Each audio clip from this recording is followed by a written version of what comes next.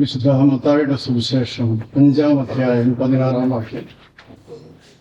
അങ്ങനെ മനുഷ്യർ നിങ്ങളുടെ നല്ല പ്രവൃത്തികളെ കണ്ട് സ്വർഗസ്ഥനായ നിങ്ങളുടെ പിതാവിനെ മഹത്വപ്പെടുത്തേണ്ടതിന് നിങ്ങളുടെ വെളിച്ചം അവിടെ മുൻപിൽ പ്രകാശിക്കട്ടെ.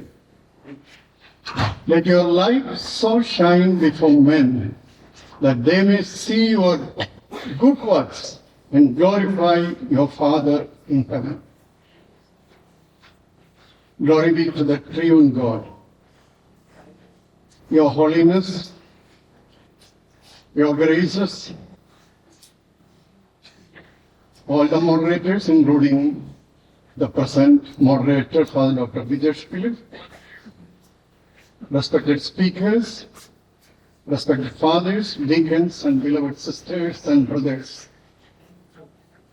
Let me say a few words of apology at the beginning. First of all, my presentation will be mostly in Malayalam, and its summary is available in Malayalam. To those who have difficulty to follow Malayalam, a few copies of the draft summary is also available in English. Secondly, my presentation may not be strictly adhering to the topic as given and announced. Please bear with me for having modified the title as From the Council of Nicaea to the Complete Creed of Nicaea, the dilemma of minimum spirituality and theology with maximum worldliness.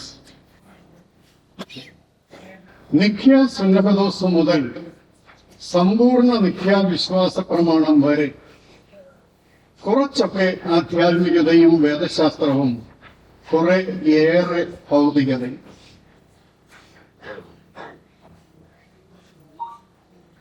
AD 325 നിഖ്യ സുന്നഹദോസിന്റെ 1700-ാം വാർഷികം ആഗോള ക്രൈസ്തവ ലോകത്ത് ആഘോഷിക്കപ്പെടുകയാണ്. അതിന്റെ ഭാഗമായി നമ്മുടെ സഭയുടെ തലവനും മറ്റു സഭാ തലവന്മാരോട് ചേർന്ന് സുന്നഹദോസ് നടന്ന സ്ഥലത്ത് ആ വലിയ സംഭവം അനുസ്മരിക്കുവാനായിട്ടുണ്ടായിരുന്നു എന്നുള്ളത് നമുക്ക് അഭിമാന വസ്തുതയാണ്. പരിശുദ്ധ പിതാവിന്റെ തന്നെ പ്രത്യേക ഉത്സാഹത്തിൽ സഭയുടെ ആഭിമുഖ്യത്തിൽ ഇങ്ങനെ ഒരു സെമിനാറും അതിനോടനുബന്ധിച്ചുള്ള കാര്യങ്ങളും ക്രമീകരിക്കപ്പെട്ടിരിക്കുന്നു എന്നുള്ളതും നമുക്ക് സന്തോഷകരമാണ്. യഥാർത്ഥത്തിൽ സമ്പൂർണ്ണ നിഖ്യാവിശ്വാസ പ്രമാണം ഉണ്ടാകുന്നത് 381 കൊസ്തന്തീനോസ് പോലീസ് സുന്നഹദോസിലാണ്. അതുകൊണ്ട് കൃത്യമായി പറഞ്ഞാൽ 1700-ാം വാർഷികം നിഖ്യ സുന്നഹദോസിന്റെയാണ്, സമ്പൂർണ്ണ നിഖ്യാവിശ്വാസ പ്രമാണത്തിന്റെ അല്ല. അഥവാ ആണെന്ന് പറയണമെങ്കിൽ അത് നിഖ്യാവിശ്വാസ പ്രമാണത്തിന്റെ പ്രാഥമികവും ഭാഗികവുമായ രൂപത്തിന്റെയാണ്. നിഖ്യ സുന്നഹദോസിൽ ഇന്ന് നമ്മൾ ഉപയോഗിക്കുന്ന നിഖ്യാവിശ്വാസ പ്രമാണത്തിന്റെ ഭാഗികമായ ഒരു പ്രാഥമികമായ രൂപമാണ് ഉണ്ടായത്. നിഖ്യ സുന്നഹദോസ് മാത്രമല്ല, ആദ്യത്തെ പല സുന്നഹദോസുകളും റോമ സാമ്രാജ്യത്തിലെ ക്രൈസ്തവ സമൂഹങ്ങളോടാണ് പ്രധാനമായും ബന്ധപ്പെട്ടിരിക്കുന്നത്. റോമ സാമ്രാജ്യത്തിന് വെളിയിലുള്ള ക്രൈസ്തവ സമൂഹങ്ങളിൽ നിഖ്യ സുന്നഹദോസിനും നിഖ്യാവിശ്വാസ പ്രമാണത്തിനും കൽപ്പിച്ച ആധികാരികത ആപേക്ഷികമായിരുന്നു. എങ്കിലും കാലക്രമേണ ആഗോള ക്രൈസ്തവ മേഖലയിൽ ക്രൈസ്തവ ഐക്യത്തിന്റെ ഒരു പ്രധാന പ്രതീകമായി അവയ്ക്ക് സ്വീകാര്യത ലഭിച്ചു. ഇത് നമ്മൾ പ്രത്യേകിച്ച് മനസ്സിലാക്കണം. ഇന്ത്യയിൽ നിന്ന് വിശുദ്ധ മാർ യൂഹാനോൻ ബിഷപ്പ് ജോൺ നിഖ്യ സുന്നഹദോസിൽ സംബന്ധിച്ചു എന്ന് നമ്മുടെ ചില രേഖകളിലുണ്ട്. അത് ഇന്ത്യ എന്ന് അന്ന് പറഞ്ഞാൽ നമ്മുടെ ഇന്നത്തെ ഇന്ത്യ അതിനുപരിയായി ഒരു വലിയ ഭൂവിഭാഗം ഇന്ത്യ മാഗ്ന ആയിരുന്നുവെന്നും അതുകൊണ്ട് ആ യൂഹാനോൻ നമ്മുടെ കേരളത്തിൽ നിന്നുള്ളയാളാകാൻ സാധ്യതയില്ല എന്നും പറയുന്ന അഭിപ്രായത്തോട് നമുക്ക് തീരെ മുഖം മറയ്ക്കാൻ സാധ്യമല്ല. ഇന്ത്യയെ മുഴുവനായിട്ട് റെപ്രസെന്റ് ചെയ്യുന്ന ഒരാള് നിക്കിയ സുന്നഹദോസിൽ ഉണ്ടായിരുന്നു. അത് മൂലം നമുക്ക് ഒരു പങ്കാളിത്തം ഉണ്ടായി എന്ന് പറയുന്നതുകൊണ്ട് കുഴപ്പമൊന്നുമില്ല. എങ്കിലും നമ്മുടെ ഭാരതത്തിലെ സഭയെ സംബന്ധിച്ചിടത്തോളം നിക്കിയ സുന്നഹദോസ് അതിന്റെ തീരുമാനങ്ങൾ നമ്മെ അന്ന് നേരിട്ട് ബാധിക്കുന്ന രീതിയിൽ എടുത്ത തീരുമാനങ്ങൾ അല്ലായിരുന്നു എന്നുള്ളത് ഒരു ചരിത്ര വസ്തുതയാണ്. റോമാ സാമ്രാജ്യത്തിന്റെ ചക്രവർത്തി ഇന്ത്യയെ ഭരിക്കാത്തിടത്തോളം കാലം ഇന്ത്യയിലെ ആളുകൾക്ക് അദ്ദേഹം ഒരു കൽപ്പന അയച്ചത് ഇന്ത്യക്കാര് പാലിച്ചു എന്ന് പറയാൻ നമുക്ക് സാധ്യമല്ല.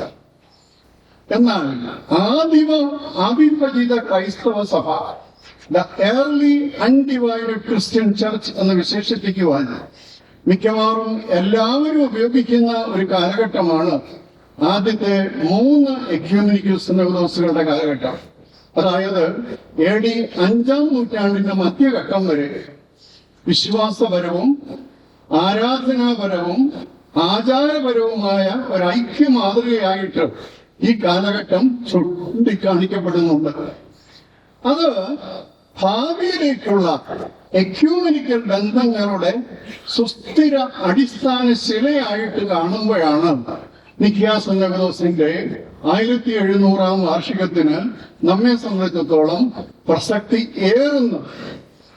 നിക്കിയ സുന്നഹദോസിന്റെ 1700-ാം വാർഷികാചരണത്തിന് ഒരു ഭൂതകാല സ്മരണയേക്കാൾ ഒരു ഭവിഷ്യോന്മുഖ പരിചിന്തന അവസരമായിട്ടാണ് ഏറെ പ്രസക്തി. അതേ അവസരത്തിൽ ഭൂതകാലത്ത് നിന്ന് പാഠങ്ങൾ പഠിക്കുവാൻ കൂടി ഇതുപോലെയുള്ള സന്ദർഭങ്ങൾ ഉപകരിക്കുന്നത് ഭാവിയിലേക്ക് പ്രയോജനം ചെയ്യും. കുറച്ചൊക്കെ ആധ്യാത്മികതയെയും വേദശാസ്ത്രത്തെയും ഉപയോഗിച്ചിട്ട് കുറേയേറെ ഭൗതികത ഭരണം നടത്തുന്ന സഭാ വ്യവസ്ഥിതികൾക്ക് ദൈവത്തിന്റെ സഭയുടെ ഐക്യവും സാക്ഷ്യവും പരിപാലിക്കുവാൻ എക്കാലവും ബുദ്ധിമുട്ടാകുമെന്നത് തന്നെയായിരിക്കും പ്രഥമവും പ്രധാനവുമായ പാഠം. ഈ പാഠത്തിന്റെ അല്പം വിശദമായ പരിചിന്തനമാണ് ഈ എളിയ പ്രബന്ധം. ഇതിൽ 4 കാര്യങ്ങൾ കൈകാര്യം ചെയ്യുവാൻ ആഗ്രഹിക്കുന്നു. 1, നിക്കിയ സുന്നഹദോസിൽ സംഭവിച്ചത് ചുരുക്കത്തിൽ.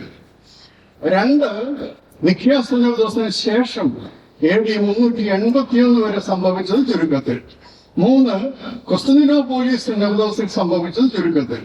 4, നിക്കിയ സുന്നഹദോസും വിശ്വാസ പ്രമാണവും ആഗമാന ക്രിസ്തീയതയ്ക്ക് നൽകുന്ന പ്രധാന സന്ദേശങ്ങൾ. ഇതുവരെ അവതരിപ്പിച്ച പ്രബന്ധങ്ങളുമായിട്ട് റെപ്പിറ്റീഷൻസ്, ഓവർലാപ്പിംഗ് കുറെയൊക്കെ ഉണ്ട് എന്നുള്ളത് ഞാൻ സമ്മതിച്ചുകൊണ്ട് അതൊരു മനഃപൂർവ്വം വരുത്തിയതായ ഒരു കുറ്റമല്ല.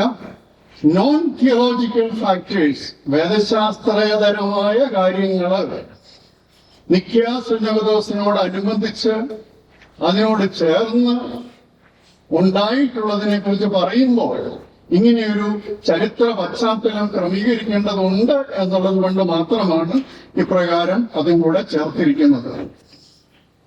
നിക്കിയ സുന്നഹദോസിൽ എന്താണ് സംഭവിച്ചത്? നമ്മളിവിടെ കൂടി വന്നിരിക്കുന്ന ആളുകളെ ഒന്ന് വിലയിരുത്തുകയാണെങ്കിൽ ഇതിൽ നല്ലൊരു ശതമാനം ആളുകളും പഴയ സെമിനാരിയില് പിതാക്കന്മാർ കവറടങ്ങിയിരിക്കുന്നിടത്ത്, വൈദിക സെമിനാരിയില്, നമ്മുടെ സഭാ കേന്ദ്രത്തില് പരിശുദ്ധ ബാബാത്തിന് വേണ്ടി വിളിച്ചു കൂട്ടിയിരിക്കുന്ന തിരുമേനിമാരിയിരിക്കുന്ന അച്ഛന്മാരിരിക്കുന്ന ആ ഒരു സന്ദർഭത്തില് ഡിസംബർ 23 ആണെങ്കിലും എനിക്കൊന്ന് പോയി സംബന്ധിക്കണമെന്നുള്ള ആത്മാർത്ഥമായ ആഗ്രഹവും പഴയ സെമിനാരിൽ നിന്ന് പ്രാർത്ഥിക്കണമെന്നുള്ള ആഗ്രഹവും ഒക്കെ വെച്ചുകൊണ്ട് നിർമ്മല ഹൃദയത്തോടെ വന്നിരിക്കുന്ന നല്ലൊരു ശതമാനം ആളുകൾ ഇവിടെ ഉണ്ട്. എന്നാൽ ഇവിടെ സംബന്ധിച്ചതിന്റെ സംഘാടകരെ സംബന്ധിച്ചിടത്തോളം ഒരു പക്ഷേ അവരുടെ മനസ്സിൽ ഇതിനോടനുബന്ധിച്ച് മറ്റു ചില കാര്യങ്ങളും കൂടെ ഉണ്ടാവാം, മേലാഴിയൊന്നുമില്ല. നോൺ തിയോളജിക്കൽ ആയിട്ടുള്ള ചില സംഗതികൾ പോലെ അങ്ങനെയുള്ള ചില അന്തരീക്ഷത്തിൽ നടക്കുമ്പോൾ തിയോളജിക്കലായിരിക്കുന്ന ആധ്യാത്മികമായിരിക്കുന്ന കാര്യങ്ങൾ ഇതിന്റെ ഉള്ളിൽ ഈ പാവങ്ങളായ ആളുകളുടെ മനസ്സിലെ താല്പര്യം പോലെ നിലനിൽക്കുന്നത് നിഖ്യാസനോസിലും ഉണ്ടായിരുന്നു. എന്നാൽ ഭരണം നടത്തിയത്, കാര്യങ്ങൾ നിർവഹിച്ചത് നോൺ തിയോളജിക്കൽ ഫാക്ടേഴ്സ് ആണ് അന്നും ഇന്നും ഒരു പക്ഷേ. അതുകൊണ്ട് നമുക്ക് നിഖ്യാസനോസിൽ സംഭവിച്ചതിനെ കുറിച്ച് ഒന്ന് കടന്നില്ല. നിഖ്യാസനോസിൽ സംഭവിച്ചത് എന്തെന്ന് ചുരുക്കത്തിൽ പരിശോധിക്കുമ്പോൾ ആ പരിശോധന AD 311 മുതലെങ്കിലും ആരംഭിക്കണം. ക്രൈസ്തവ സമൂഹം ഏറെ പീഡനങ്ങൾ സഹിച്ചാണ് വളർന്നത് എന്നും പ്രത്യേകിച്ച് റോമ സാമ്രാജ്യത്തിൽ ഈ പീഡനങ്ങൾ ഡയോക്ലീഷ്യൻ ചക്രവർത്തിയുടെ കാലത്ത് മൂർധന്യത്തിലെത്തിയെന്നും ഉള്ളത് ചരിത്ര വസ്തുതകളാണ്. ഡയോക്ലീഷ്യന് ശേഷം വന്ന വലേറിയൻ പീഡനം തുടർന്നുവെങ്കിലും ചില ചരിത്ര ലക്ഷണങ്ങൾ മനസ്സിലാക്കി 311 സെർഡിക്ക വിളംബരം പുറപ്പെടുവിച്ച് പീഡനത്തിന്റെ കാഠിന്യം കുറച്ചു. വിസ്മയകരമായ വേഗത്തിൽ ഈ റോമ സാമ്രാജ്യത്തിൽ ഉടനീളം ക്രിസ്തീയത പീഡനങ്ങളുടെ ഇടയിൽ വ്യാപിക്കുന്നത് തിരിച്ചറിഞ്ഞ അടുത്ത ചക്രവർത്തി കുസ്തന്തീനോസ് 313 ക്രിസ്തീയതയ്ക്ക് രാജകീയ പിന്തുണയോടെയുള്ള സ്വാതന്ത്ര്യം പ്രഖ്യാപിച്ച് മിലാൻ വിളംബരം ഇറക്കി. സാമ്രാജ്യത്തിന്റെ കിഴക്ക് ഭാഗത്ത്, അതായത് ആകമാന റോമാ സാമ്രാജ്യത്തിന്റെ അതിന് പ്രധാനമായിട്ട് കിഴക്കും പടിഞ്ഞാറും ഭാഗങ്ങൾ വളരെ ശക്തമായിരുന്നു, പ്രബലമായിരുന്നു, ഭരണകേന്ദ്രങ്ങളായിരുന്നു. ഇതിന്റെ കിഴക്ക് ഭാഗത്ത് ക്രിസ്തീയതയുടെ വ്യാപനം, അതിന്റെ ശക്തിപ്പെടല് അത് വളരെ വളരെ കാര്യമായിട്ട് നടന്നപ്പോൾ സാമ്രാജ്യത്തിന്റെ പടിഞ്ഞാറ് ഭാഗത്ത് രാഷ്ട്രീയമായ വെല്ലുവിളികൾ, അതായത് ഭരണപരമായിട്ട് എതിരായിട്ടുള്ള ആളുകളുടെ വളർച്ച ഒത്തിരി കണ്ടപ്പോൾ കുസ്തന്തീനോസിന്റെ ശ്രദ്ധ കിഴക്കൻ മേഖല കേന്ദ്രീകരിച്ചിട്ടുള്ള ഒരു സാമ്രാജ്യ പുനഃക്രമീകരണത്തിലേക്കായി, അല്ലെങ്കിൽ പുനഃസജ്ജീകരണത്തിലേക്കായി. അതുകൊണ്ട് റോമ സാമ്രാജ്യത്തിന്റെ ശക്തി കിഴക്കൻ മേഖലയിൽ ക്രൈസ്തവ സമൂഹങ്ങളുടെ പിൻബലത്തോടെ ഉറപ്പാക്കുവാനുള്ള നിർണായകമായ ഒരു തീരുമാനം കുസ്തന്തീനോസ് എടുത്തതിന്റെ 2 ചരിത്ര നാഴികക്കല്ലുകളായിരുന്നു ബിസാന്തിയം ആസ്ഥാനമാക്കുന്നതും നിഖ്യാസനോസ് വിളിച്ചുകൂട്ടിയത്. അപ്പോൾ കേവലം ഈ ക്രിസ്ത്യാനികളെല്ലാം ഒന്നിക്കണം, ഒരു വിശ്വാസം കൊണ്ടാണ്, ഇങ്ങനെയുള്ള നിർമ്മലമായ ഒരു ആഗ്രഹം ഒന്നും കുസ്തന്തീനോസ് രാജാവിന്റെ മനസ്സിലുണ്ടായിരുന്നു നമ്മൾ അത്ര കാര്യമായിട്ട് വിചാരിക്കണ്ട. തനിക്ക് ഭാവിയിലേക്ക് ഒരു ബിസാന്തിയം ആസ്ഥാനമാക്കിയിരിക്കുന്ന ഒരു എംപററിന്റെ ഒരു എംപയർ കെട്ടിപ്പടങ്ങുന്നു. പാശ്ചാത്യ ലോകം തനിക്ക് വേണ്ട പിന്തുണ തരുമെന്ന് തോന്നുന്നില്ല. എന്റെ കിഴക്ക് കൂടുതലും ക്രിസ്ത്യാനികളാ. അവരെ കയ്യിലെടുത്ത് അവരെ ഐക്യപ്പെടുത്തി അങ്ങനെ ഒരു എംപയർ സ്ഥാപിക്കുക എന്നുള്ള ഒരു വലിയ താല്പര്യം, ഒരു രാഷ്ട്രീയ താല്പര്യം കുസ്തന്തീനോസ് രാജാവിന് ഉണ്ടായിരുന്നു. അതുകൊണ്ട് പീഡനങ്ങൾ അവസാനിച്ച ഉടൻ സഭാ സമൂഹങ്ങൾക്കിടയിൽ വിശ്വാസപരമായ വ്യാഖ്യാനങ്ങളിൽ ഭിന്നാഭിപ്രായങ്ങൾ കൂടുതലായി പ്രത്യക്ഷപ്പെട്ടതിന്റെ പ്രധാന തെളിവായിരുന്നു അറിയൂസ് എന്ന മുതിർന്ന വൈദികന്റെ പഠിപ്പിക്കലിനെ കേന്ദ്രീകരിച്ചുണ്ടായ വാദപ്രതിവാദങ്ങൾ. ഇതുണ്ടായി കാരണം നമുക്ക് തിന്നാനും കുടിക്കാനും ജീവിക്കാൻ സൗകര്യമൊക്കെ ഉണ്ടായി കഴിയുമ്പോഴത്തേന പൈ ഇരുന്നുകൊണ്ട് വേദശാസ്ത്രം ചിന്തിക്കാനും ദാർശനികമായ അപഗ്രഥനത്തിനും ഒക്കെ നമുക്ക് സാവകാശം കിട്ടുന്നത്. അല്ല, ജീവൻ തന്നെ പ്രശ്നത്തിലാണെങ്കിൽ ഇതൊന്നും ചിന്തിക്കാൻ സമയം കിട്ടുകയില്ല. അങ്ങനെയായിരുന്നു ആദ്യം. ആകെപ്പാടെ പ്രാർത്ഥിക്കാനേ പറ്റുള്ളൂ. അങ്ങനെ പ്രാർത്ഥിച്ചുകൊണ്ടിരുന്ന ആളുകളെ കുറെ കൂടി സൗകര്യമൊക്കെ ഉണ്ടായി കഴിഞ്ഞപ്പോഴത്തേന് ശകലം വേദശാസ്ത്രവും കുറച്ച് ഇങ്ങനെയുള്ള കാര്യങ്ങളൊക്കെ ഒന്ന് ശ്രദ്ധ കൊടുക്കാനായിട്ട് തുടങ്ങിയപ്പോഴത്തേന് അന്ന് 2 പ്രധാനപ്പെട്ട ചിന്താഗതിക്കാരും, ഒന്ന് അലക്സാന്ദ്രിയൻ ചിന്താഗതിയും മറ്റൊരു അന്ത്യോക്യൻ ചിന്താഗതിയാ. ഇത് പണ്ടുതൊട്ടേ ഉള്ളതാ. അലക്സാന്ദ്രിയൻ ചിന്താഗതി പ്ലേറ്റോയുടെ ചിന്താഗതിയുടെ ഏതാണ്ട് ഒരു തുടർച്ചയാ. അന്ത്യോക്യൻ ചിന്താഗതി ഏതാണ്ട് അരിസ്റ്റോട്ടലിന്റെ ചിന്താഗതിയുടെ തുടർച്ചയാ. അലക്സാന്ദ്രിയൻ ചിന്താഗതിയിൽ പ്ലേറ്റോയുടെ അനുസരിച്ച് പ്ലേറ്റോയുടെ ഐഡിയാസ്, കാണാൻ വയ്യാത്ത ലോകത്തിന്റെ യാഥാർത്ഥ്യങ്ങള് എല്ലാത്തിനെയും കൂടി യോജിപ്പിക്കുന്ന ഒരു സമീപനം ഇതൊക്കെ ഉണ്ടായിരുന്നെങ്കിൽ അന്ത്യോക്യൻ സമീപനത്തില് അരിസ്റ്റോട്ടലിന്റെ പോലെ കാറ്റഗറീസ് ഈ ഭൂമിയിലുള്ള ഓരോന്നിനെ കുറിച്ചും വ്യക്തമായിട്ട് പഠിക്കുക, അതിന്റെ ലോജിക്ക് കൈകാര്യം ചെയ്യുക, ലോജിക്ക് അനുസരിച്ച് ചിന്തിക്കുക, ഇങ്ങനെയുള്ള കാര്യത്തിലേക്ക് വന്നു. അപ്പോൾ ക്രൈസ്തവ വേദശാസ്ത്രം ഈ രണ്ട് രീതിയിലും വികസിച്ചു വന്നു. അതിന്റെ ആരംഭം കുറിച്ചത് അച്ഛൻ സൂചിപ്പിച്ചതുപോലെ ഓറിജൻ അല്ലെങ്കിൽ ഒറിഗന്റെ ചിന്താഗതിയും പഠിപ്പിക്കലും ആയിരുന്നു അലക്സാണ്ട്രിയയിലെ. ഒറിഗന്റെ പിൻഗാമികൾ എന്ന് പറയുന്ന രണ്ട് രീതിയിലേക്കും വന്നു. അലക്സാണ്ട്രിയൻ ഫോളോവേഴ്സും ഉണ്ടായി, ആന്റിയോക്യൻ ഫോളോവേഴ്സും ഉണ്ടായി, ഒറിഗന്റെ പിൻതലമുറക്കാരായിട്ട്. അങ്ങനെ ഉണ്ടായിരുന്ന ഒരു സാഹചര്യത്തിൽ നടന്നത് ദാർശനിക തലത്തിൽ നിലനിന്ന അലക്സാണ്ട്രിയൻ ആന്റിയോക്യൻ ആശയ സംഘടനവും അപ്പോഴത്തേക്കും സഭയിൽ സ്വാതന്ത്ര്യം ഉണ്ടായി. സഭയിലെ പിതാക്കന്മാർക്കും പ്രധാനപ്പെട്ട ആളുകൾക്കും കുസ്തന്തീനോസ് രാജാവ് ഓരോരോ സ്ഥാനമാനങ്ങൾ കൊടുത്തു. ഇതൊക്കെ വന്നപ്പോഴത്തേന് അവർ തമ്മിലുള്ള വ്യക്തിവിദ്വേഷം, സ്ഥാനമാനങ്ങൾക്ക് വേണ്ടിയുള്ള പരസ്പര മത്സരം, മെത്രാൻ സ്ഥാനത്തിന്റെ അവകാശാധികാരങ്ങളെ കുറിച്ചുള്ള അഭിപ്രായ വ്യത്യാസങ്ങൾ, സഭാകാര്യങ്ങളിൽ സന്യാസി നേതാക്കളുടെയും ആത്മായ പ്രമുഖരുടെയും താല്പര്യങ്ങൾ മുതലായ പലതും നിർണായക ഘടകങ്ങളായി. ഇവയെല്ലാം അറിയൂസിനെ കേന്ദ്രീകരിച്ച് തന്നെ രണ്ട് പക്ഷമായിട്ട് മാറാൻ അതേസമയം വേണ്ടി വന്നില്ല. ഈ രണ്ട് ചേരികളുടെയും ബലം അളന്നു നോക്കി തന്റെ രാഷ്ട്രീയ താല്പര്യം ഉറപ്പിച്ചെടുക്കുവാനാണ് യഥാർത്ഥത്തിൽ കുസ്തന്തീനോസ് ചക്രവർത്തി 325 സുന്നതോസ് നിഖ്യായം വിളിച്ചുകൂട്ടിയത്. സുന്നതോസിന്റെ പ്രഖ്യാപിത വിഷയങ്ങളിൽ അറിയൂസിന്റെ പഠിപ്പിക്കൽ, ഈസ്റ്റർ തീയതി, മിലേത്തൂസ് ശീസ്മ മുതലായവ ആയിരുന്നു ചർച്ചയ്ക്കായി ഉണ്ടായിരുന്നത്. 325 മെയ് മാസം മുതൽ ഓഗസ്റ്റ് വരെ ബിഥുന്യ പ്രദേശത്തെ നിഖ്യ നഗരത്തിൽ നിന്ന് തുർക്കിയിലെ ഇസ്നിക്ക് കൂടിയ സുന്നതോസിൽ 300-ലധികം ക്രൈസ്തവ നേതാക്കൾ, 318 പിതാക്കന്മാരെന്ന പൊതുവിൽ പരമ്പരാഗതമായിട്ട് വിശേഷിപ്പിക്കപ്പെടുന്നുണ്ട്. അത്ര കൃത്യമായിട്ട് ആ 318 ഉണ്ടോ എന്നുള്ളതിനെ കുറിച്ച് സംവാദങ്ങളുണ്ട്. ഏതായാലും മെത്രാന്മാര് തലമാര് മാത്രമല്ല, അത് നമ്മൾ ശ്രദ്ധിക്കേണ്ടത്. AD 325 ആദ്യത്തെ ആഗമന സുന്നതോസിൽ മെത്രാന്മാര് മാത്രമല്ല ഉണ്ടായിരുന്നത്, വൈദികരും ശമ്മാശന്മാരും സന്യാസി നേതാക്കളും ആത്മായ പ്രമുഖരും സംബന്ധിച്ചിരുന്നു. അലക്സാണ്ട്രിയൻ ദാർശനിക വേദശാസ്ത്ര സഭാഭരണ മേൽക്കൈ വ്യക്തമായ സുന്നതോസിൽ അറിയൂസ് പഠിപ്പിക്കലിനെതിരെ വ്യക്തമായ തീരുമാനമുണ്ടായി. ദൈവപുത്രൻ സാരാംശത്തിൽ പിതാവിനോട് സമനാണ് എന്ന് പ്രഖ്യാപിച്ച് ഹോമോസിയോൺ ടോപ്പാറ്ററി ഈസ്റ്റർ തീയതി നിർണയിക്കുവാൻ ഒരു ഐക്യ മാനദണ്ഡം തീരുമാനിച്ചു. പീഡനകാലത്ത് വിശ്വാസത്യാഗം സംഭവിച്ചവരെ തിരികെ സഭയിൽ എടുക്കുവാനും മാനദണ്ഡങ്ങൾ നിശ്ചയിച്ചു. നിഖ്യയുടെ വിശ്വാസ പ്രമാണമായി ഒരു പ്രാഥമിക രേഖയും രൂപീകരിക്കപ്പെട്ടു. ഇന്നത്തെ വിശ്വാസ പ്രമാണത്തിന്റെ പ്രാഥമിക രൂപം. അലക്സാണ്ട്രിയയിലെ ബിഷപ്പ് അലക്സാണ്ടറും അദ്ദേഹത്തിന്റെ പ്രധാന വക്താവായി അത്താനാസിയോസ് ശമ്മാശനും, വിശുദ്ധ അത്താനാസിയോസ്, റോം ഉൾപ്പെടെയുള്ള പാശ്ചാത്യ ലോകത്തിന്റെ പ്രതിനിധികളും, അധികം പേര് പാശ്ചാത്യ ലോകത്തൊന്നും ഇല്ലായിരുന്നു. നിഖ്യാ സുന്നതോസില് റോമിനെ പ്രതിനിധികളായിട്ട് 2 അച്ഛന്മാരെ സംബന്ധിച്ചത്.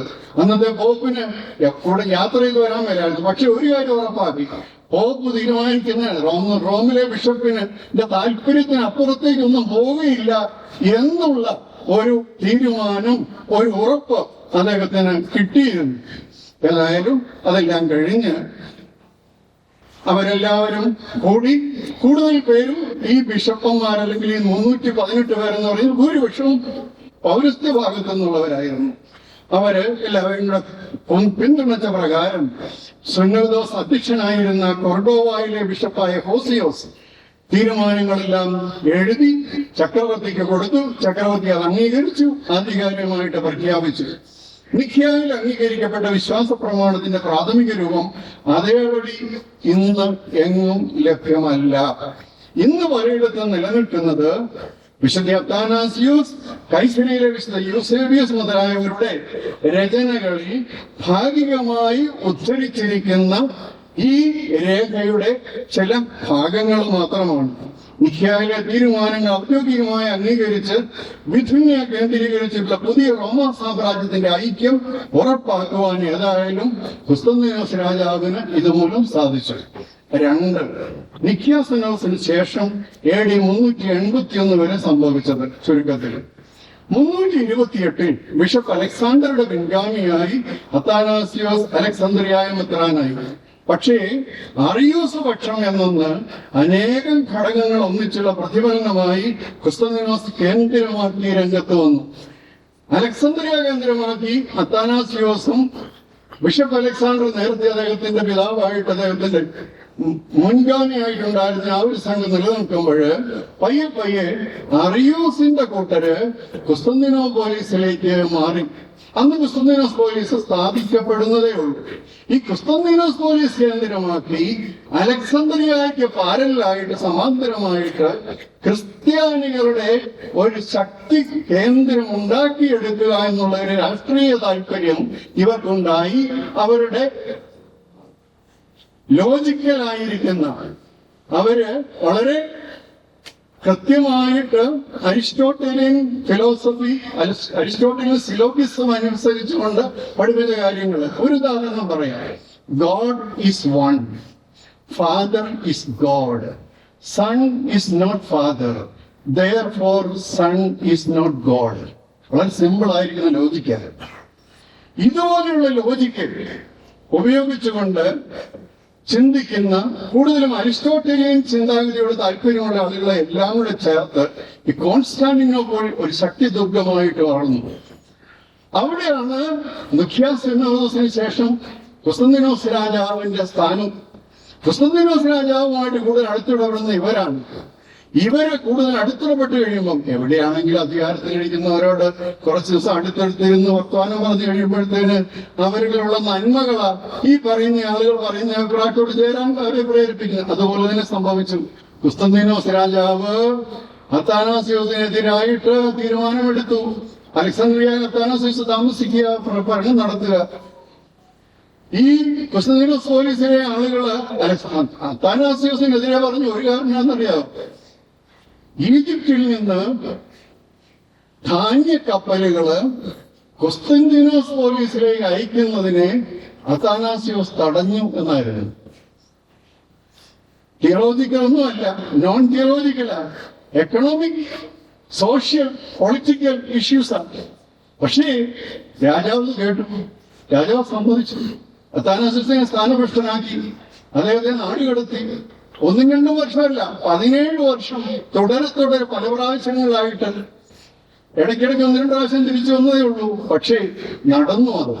ചുരുക്കം പറഞ്ഞാൽ അറിയൂസ് പക്ഷക്കാര് കുസ്തന്തീനോസ് കേന്ദ്രമാക്കി ശക്തമായിട്ട് വന്നു. അവരുടെ ബിഷപ്പന്മാര്, അവരുടെ പള്ളികള്, അവരുടെ ഭരണം. അലക്സാന്ദ്രിയയില് 2 കൂട്ടരുമുണ്ട്. ചുരുക്കം പറഞ്ഞ അന്നത്തെ ഒരു സാഹചര്യത്തിൽ AD 381 വരെ സംഭവിക്കുന്നത് അറിയൂസ് പക്ഷക്കാരുടെ ശക്തിയുടെ വളർച്ചയായിരുന്നു. ഞാനത് കൂടുതലായിട്ട് വിശദീകരിക്കുന്നില്ല. ഞാൻ 3ാമത്തെ ഭാഗത്തേക്ക് പ്രവേശിക്കുകയാണ്. കുസ്തന്തീനോസ് പോലീസ് ദിവസം സംഭവിച്ചത് ചുരുക്കത്തിൽ. അതിന് തൊട്ട് മുമ്പ് 1-2 കാര്യങ്ങൾ മാത്രം ഒന്ന് പറയുകയാണ്. ഞാൻ അറിയൂസിന്റെ പിൻഗാമികളായിട്ട് വന്ന ആളുകളിൽ, അദ്ദേഹത്തിന്റെ അഭിപ്രായത്തോട് യോജിച്ചിരുന്ന ആളുകളിൽ മാസിഡോണിയസ് എന്ന് പറയുന്ന ബിഷപ്പ് ഉണ്ടായിരുന്നു. അദ്ദേഹം അറിയൂസ് പുത്രൻ തമ്പുരാന് എതിരായിട്ട് താഴ്ത്തിക്കെട്ടി പറഞ്ഞ അതേ കാര്യം തന്നെ അതിന്റെ തുടർച്ചയായിട്ട് പരിശുദ്ധാത്മാവിനെ കുറിച്ചും അദ്ദേഹം പറഞ്ഞു. അദ്ദേഹത്തിന്റെ കൂടെ യൂഡോക്സിയസ് ഇങ്ങനെയുള്ള ആളുകളും അറിയൂസിന്റെ പിൻഗാമികളായിട്ട് പറഞ്ഞു വന്നിരുന്നു. ഇവരെല്ലാം കൂടെ ചേർന്ന് ഈ മാസിഡോണിയസ് പരിശുദ്ധാത്മാവിനെതിരെ അറിയൂസ് പുത്രനെതിരെ പറഞ്ഞ അതേ കാര്യം തന്നെ സാരാംശത്തിൽ സമനല്ല, പിതാവിനോടും പുത്രനോടും പരിശുദ്ധാത്മാവ് സമനല്ല, താഴെയാണ് എന്ന് പറഞ്ഞ് പഠിപ്പിച്ചപ്പോഴത്തേന് ഈ കോൺസ്റ്റാന്റിനോപ്പിളിലെ മെത്രാനായ മാസിഡോണിയസിനെതിരെ അലക്സാന്ദ്രിയക്കാർ ചൂടാക്കി. അവർ കൂടി വന്നു. അവർ പറഞ്ഞു, ഇയാൾ പറഞ്ഞ മഹാബദ്ധമാണ് എന്ന് പറഞ്ഞ് അതിനെതിരെ അവിടെ തന്നെ ലോക്കൽ സിനോദോസ് കൂടി തീരുമാനിച്ചു. ലോകം മുഴുവനും അറിയിച്ചു. അതറിഞ്ഞ റോമിലെ ബിഷപ്പ് അവിടെ തന്നെ സിനോദോസ് കൂടി ഇങ്ങോട്ട് അറിയിച്ചു. ഇങ്ങനെയുള്ളവരും വരുന്നുണ്ട്, കേൾക്കുന്നുണ്ട്, ഞങ്ങൾ അതിനെതിരാണെന്ന് പറഞ്ഞു കൊടുത്തു. അത് ശാക്തീകരിപ്പരമായിട്ട് അലക്സാന്ദ്രിയ ഒരു വശത്തും കുസ്തന്തീനോസ് വേറൊരു വശത്തും ഇവർ തമ്മിലുള്ള ആ ശാക്തിക മത്സരത്തിൽ ഒരു വലിയ സംഗതിയായിട്ട് മാറി. അതുപോലെ മറ്റൊരു സംഭവം ലവദോക്കിയിലെ ബിഷപ്പായ അപ്പൊലിനാരിസ്, അദ്ദേഹം അന്ന് ഈ അലക്സാന്ദ്രിയയിലെ അത്താനാസ്യോസിന്റെ വലിയ സപ്പോർട്ടറായിരുന്നു. പക്ഷെ പറഞ്ഞു വന്നപ്പോഴത്തേന് യേശുക്രിസ്തുവിന്റെ മനുഷ്യത്വത്തെ ശരണം കുറച്ചു. യേശുക്രിസ്തുവിന് മനുഷ്യന്റെ ആത്മാവ് ആവശ്യമില്ലായിരുന്നു, ലോഗോസ് അവിടെ ഉണ്ടായാൽ മതിയായിരുന്നു. അതുകൊണ്ട് ലോഗോസ് മനുഷ്യന്റെ ആത്മാവിനെ മാറ്റിക്കളഞ്ഞു. ചുരുക്കം പറഞ്ഞാൽ പൂർണ്ണമായിട്ട് യേശുക്രിസ്തു മനുഷ്യനല്ലായിരുന്നു പറഞ്ഞു വെച്ചു എന്നാണ് പറയുന്നത്. അപ്പോൾ ഇവിടെ അലക്സാന്ദ്രിയ അത്താനാസ്യോസ് ഇവരുടെ കൂടെ നിന്ന ഒരാള് പ്രതിയായി. നേരത്തെ ഈ കുസ്തന്തീനോസ് പോലീസിലെ ബിഷപ്പായ മാസിഡോണിസ് പ്രതിയായി. ചുരുക്കം പറഞ്ഞാൽ ഈ രണ്ടെണ്ണവും കുസ്തന്തീനോസ് പോലീസിലെ ആളിനെതിരെയും ഈ അലക്സാന്ദ്രിയ പിൻപറ്റിയിരുന്ന ഈ ബിഷപ്പായ അപ്പൊലിനാരിസിന് എതിരായും തീരുമാനമെടുക്കേണ്ടി വന്നു. ഓക്കെ, ആയിക്കോട്ടെ എന്ന് പറഞ്ഞ് അടുത്ത വന്ന കൈസർമാര്, റോമ ചക്രവർത്തിമാര് അടുത്ത സിനോദോസ് വിളിച്ചുകൂട്ടി. അതായിരുന്നു കുസ്തന്തീനോസ് പോലീസിൽ സംഭവിച്ചത്. റോമ സാമ്രാജ്യം സാവധാനം ബൈസാന്റിയൻ സാമ്രാജ്യമായി മാറി. കുസ്തന്തീനോസ് പോലീസ് പുതിയ റോം എന്ന പദവിയിലേക്ക് ഉയർത്തപ്പെട്ടു.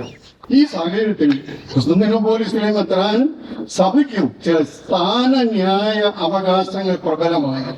ഈ സാഹചര്യത്തിലാണ് വീണ്ടും ചില വിശ്വാസ കാര്യങ്ങളിൽ രാജകീയ അംഗീകാരമുള്ള മറ്റൊരു എക്യൂമെനിക്കൽ സിനോദോസിന്റെ ആവശ്യം വ്യക്തമായത്. ഇപ്പം പറഞ്ഞ രണ്ട് കാര്യങ്ങളും പ്രത്യേകിച്ച് നിക്കേയ സിനോദോസിന് ശേഷം ഇടവേളകളിൽ മാറി മാറി ശക്തരായ അരിയൂസ് കക്ഷികളും നിഖ്യ കക്ഷികളും തമ്മിലുള്ള പോര്, പലയിടത്തും അധാർമിക ആരോപണങ്ങൾ, പലപ്പോഴും ബിഷപ്പന്മാരുടെ പേരിൽ അധാർമികത ആരോപിച്ചുകൊണ്ട് കേസുകളുണ്ടായി. കയ്യാങ്കളികൾ നടന്നു, കൂട്ടക്കൊലകൾ വരെ നടന്നു.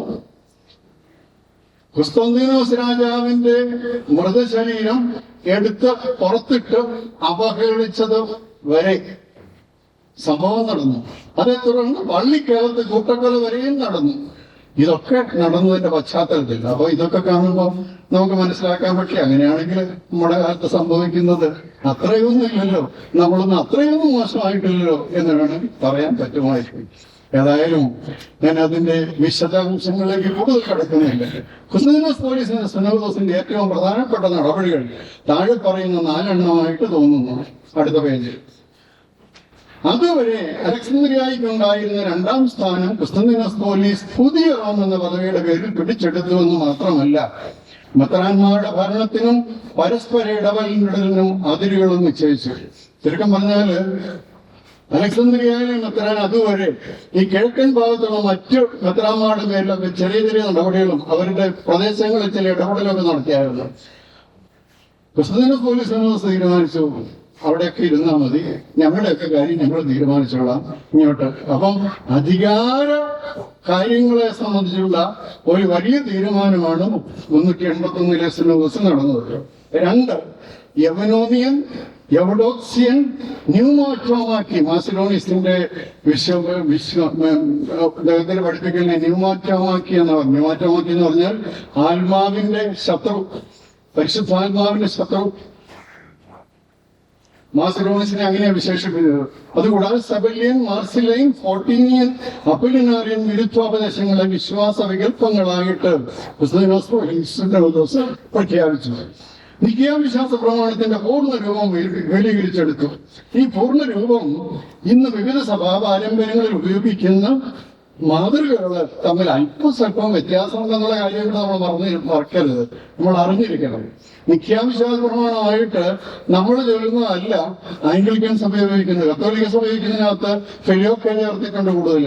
അതുപോലെ തന്നെ ഉള്ള ചില പരാമർശങ്ങളിലെ വ്യത്യാസങ്ങൾ ഈ നിഖ്യ സിനോദോസിന്റെ വിവിധ രൂപങ്ങൾ തമ്മിലുണ്ട്.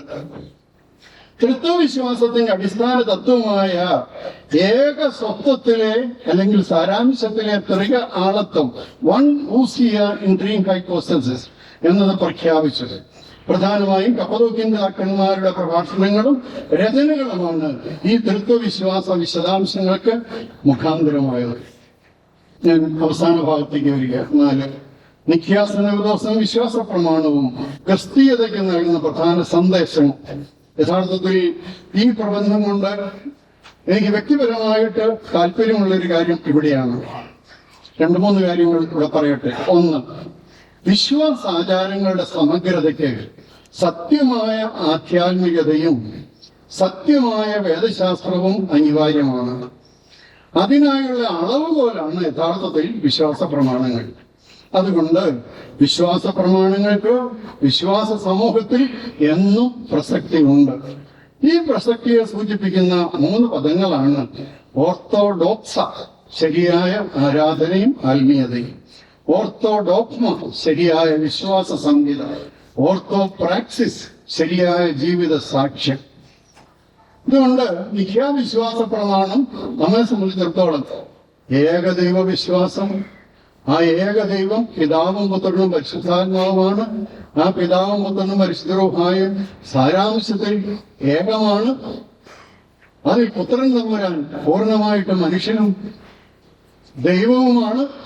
പരിശുദ്ധാത്മാവ് പിതാവിനോടും പുത്രനോടും ഏകസാരാംശം ഉള്ള ആളാണ്. സഭ ഈ വിശുദ്ധ തൃത്വത്തിന്റെ ഈ ലോകത്തിലുള്ള പരിവർത്തനത്തിന്റെ പ്രവർത്തനത്തിന്റെ മുഖാന്തരമാണ് സഭയിൽ വിശ്വസിക്കുന്നു. കൂടാതെ ഞങ്ങള് ഈ ലോക ജീവിതമല്ല ഞങ്ങളുടേത്. ഇതിനപ്പുറത്തേക്ക് മരിച്ചു കഴിഞ്ഞ് ഞങ്ങൾ പോകും. ഞങ്ങൾക്ക് പുനരുത്ഥാനമുണ്ട്. പുനരുത്ഥാനത്തിൽ ഞങ്ങളെ സ്വീകരിക്കാനായിട്ട് ഞങ്ങളുടെ തമ്പുരാൻ വരുന്നു.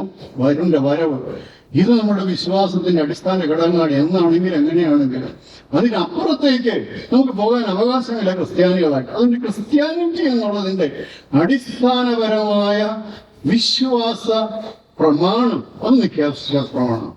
2, വിശ്വാസ പ്രമാണങ്ങൾക്ക് കാരണഭൂതമാകുന്നത് രാഷ്ട്രീയവും ഭൗതികവുമായ താല്പര്യങ്ങൾ ആകുന്നിടത്ത് വിശ്വാസ പ്രമാണങ്ങളുടെ സ്വീകാര്യതയും സമഗ്രതയും മങ്ങിപ്പോകും. അതാണ് നിഖ്യാവിശ്വാസ പ്രമാണം എവിടെയെങ്കിലും വേണ്ട രീതിയിൽ മനസ്സിലാകാതെയും ഉൾക്കൊള്ളാതെയും വന്നിട്ടുണ്ടെങ്കിൽ അതിന്റെ കാരണം. അതുകൊണ്ട് സഭയുടെ ആന്തരിക വിശുദ്ധി പരിപാലിക്കുവാനുള്ള സൂക്ഷ്മതയ്ക്ക് സുപ്രധാനമായ സ്ഥാനം കൊടുത്തിരിക്കണം. അതിനു പകരം റോമാ സാമ്രാജ്യത്തിലെ പഴയ പ്രൗഢിയും സ്ഥാനവും ഇന്നും വിളിച്ചു പറയാൻ സുന്നതദോസിനെയും വിശ്വാസ പ്രമാണത്തെയും ഉപയോഗിക്കുന്നത് ലജ്ജാകരമാണ്. ചുരുക്കം പറഞ്ഞാല് ഞങ്ങളുടെ സഭ പണ്ടേ ഉള്ളതാണ്, ഞങ്ങളുടെ പിതാക്കന്മാരെല്ലാം 325 കൂടി തീരുമാനിച്ചതാണ്, മറ്റു പലർക്കും അങ്ങനെയുള്ള പൗരാണികത്വമൊന്നും അവകാശപ്പെടാനായിട്ടില്ല, ഞങ്ങൾക്ക് രാജാവിന്റെ പിന്തുണ പണ്ട് തൊട്ടേ ഉണ്ടായിരുന്നു. ഇങ്ങനെയൊക്കെ പറഞ്ഞിട്ട് ഒരു ഭൂതകാലത്തിന്റെ മഹത്വം ആഘോഷിക്കാൻ അല്ല നിഖ്യാവിശ്വാസ പ്രമാണത്തിന്റെ 1700-ാം വാർഷികം.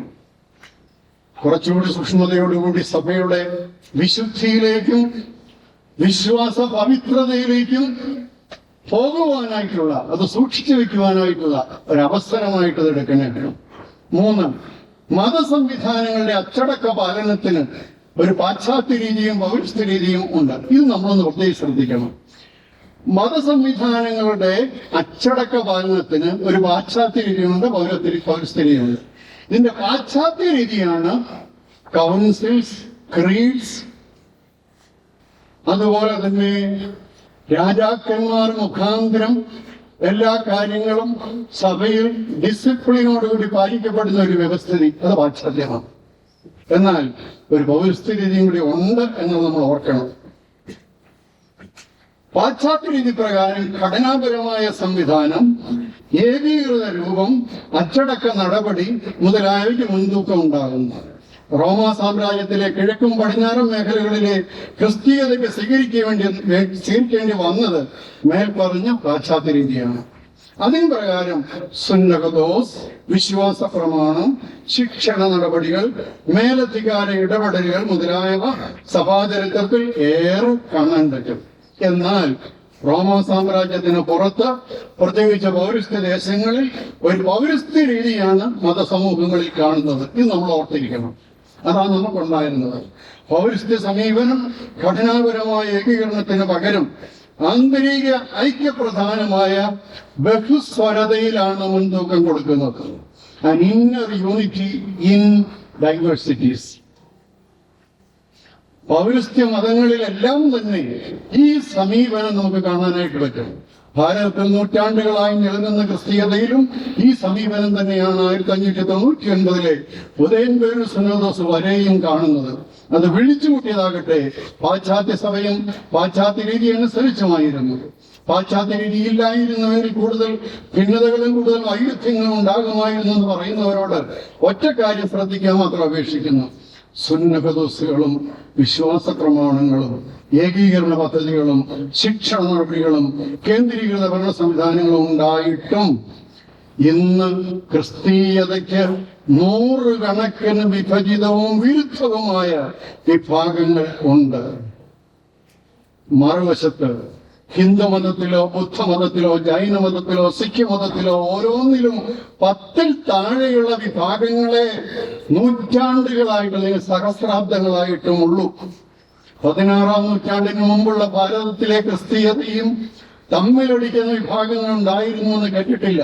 16-ാം നൂറ്റാണ്ട് വരെ, ഉദയംപേരൂർ സുന്നതദോസ് വരെ ഇവിടെ തമ്മിലടിക്കുന്ന സംഭവങ്ങൾ ഇല്ലായിരുന്നു. ഉണ്ടാക്കിയത് 16-ാം നൂറ്റാണ്ടിൽ ഇവിടെ വന്ന പാശ്ചാത്യ സഭക്കാര് അടിച്ചേൽപ്പിച്ച വിഭജനം. അതുകൊണ്ട് ബഹുസ്വരതയ്ക്കുള്ളിലെ ഒരു ആന്തരിക ഐക്യം പൗരസ്ത്യ രീതിശാസ്ത്രത്തിന് ഉണ്ട് എന്ന് സാരം. അതുകൊണ്ട് ബഹുസ്വരതയ്ക്കുള്ളിലെ ഒരു ആന്തരിക ഐക്യത്തിന് സഹായകമായ അടിസ്ഥാന വിശ്വാസ പ്രമാണങ്ങൾ അല്ലാതെ ഘടനാപരമായ ഐക്യവും ഐക്യരൂപ്യവും ലക്ഷ്യമാക്കിയുള്ള എക്യുമെനിക്കൽ സമീപനങ്ങളെ കുറിച്ചുള്ള ഒരു വീണ്ടും വിചാരത്തിന് സമയമായെന്ന സന്ദേശമാണ് നിഖ്യാ സുന്നതദോസും നിഖ്യാ വിശ്വാസ പ്രമാണം ക്രിസ്തീയതയ്ക്ക് പൊതുവിൽ നൽകുന്നത്. ബഹുസ്വരതയ്ക്കുള്ളിലെ ആന്തരിക ഐക്യത്തിന് ചില അടിസ്ഥാന വിശ്വാസ സംഹിതകൾ പ്രയോജനപ്പെടും, യാതൊരു സംശയമില്ല. അപ്രകാരം ആഗമന ക്രൈസ്തവ ലോകത്തിന് സ്വീകരിക്കാവുന്ന ഏറ്റവും പ്രധാന രേഖയാണ് നിഖ്യാ വിശ്വാസ പ്രമാണമെന്ന് അടിവരയിട്ട് പറയുവാൻ ഈ അവസരം ഉപയോഗിക്കുന്നു. അവിടെയാണ് അതിന്റെ പ്രാധാന്യം. പക്ഷേ അതിനെ ചുറ്റിപ്പറ്റി ഘടനയിലും ഭരണത്തിലും വ്യവസ്ഥിതികളിലും ബഹുസ്വരതയ്ക്ക് പ്രാധാന്യമുണ്ട്. കത്തോലിക്ക സഭയുടെ വളർച്ച നമുക്കൊന്ന് ശ്രദ്ധിക്കണം. അത് ഇന്ന് സഭയെ വ്യാഖ്യാനിക്കുന്നത് ദ കമ്മ്യൂണിയൻ ഓഫ് ചർച്ചസ് എന്ന, സഭകളുടെ കൂട്ടായ്മ എന്ന. അതിനുവേണ്ടി ബഹുസ്വരതയ്ക്ക് പ്രാധാന്യം കൊടുത്തുകൊണ്ടിരിക്കുക. ആ പ്രാധാന്യം കൊടുത്തിട്ട് ലേറ്റസ്റ്റ് ആയിട്ട് സിനഡാലിറ്റിയെ കുറിച്ച് കത്തോലിക്ക സഭയുടെ സുന്നതദോസ് തീരുമാനിക്കാൻ കൂടിയായിരുന്നു. നിർഭാഗ്യവശാൽ അതിന്റെ പ്രാധാന്യം എവിടെയോ ഒക്കെ കുറഞ്ഞുപോയി. പക്ഷേ അവിടെ സ്ത്രീകളടക്കം, സന്യാസികളടക്കം, സാധാരണക്കാരടക്കം റോമിൽ പോയി ആ സുന്നതദോസിൽ പങ്കെടുത്തു. 70ഓളം പേര്. എന്നിട്ട് അതിലൊരു സ്ത്രീ മെത്രാന്മാരുടെ സുന്നതദോസിൽ അധ്യക്ഷം വഹിച്ചു. ഇതൊക്കെ വസ്തുതയാണ്. ആ തീരുമാനം പാപ്പ ലോകത്തെ മുഴുവൻ അറിയിച്ചു. ഇതൊക്കെ നടന്നു. അപ്പോൾ ഈ ബഹുസ്വരതയിലേക്കുള്ള ഒരു പോക്ക് അത് നമ്മൾ അംഗീകരിച്ചേ പറ്റും. അതെവിടെയാണെന്ന്. പക്ഷെ അതിന് അടിസ്ഥാനപരമായിട്ട് ചില വിശ്വാസ പ്രമാണങ്ങളുടെ കാര്യമാവുമ്പോൾ അതിൽ നിന്ന് വിട്ടുപോകാൻ പറ്റില്ല. അവിടെയാണ് നിഖ്യാ സുന്നതദോസിന്റെ പ്രാധാന്യം. ദൈവം അനുഗ്രഹിക്കട്ടെ. എല്ലാവർക്കും നന്ദി.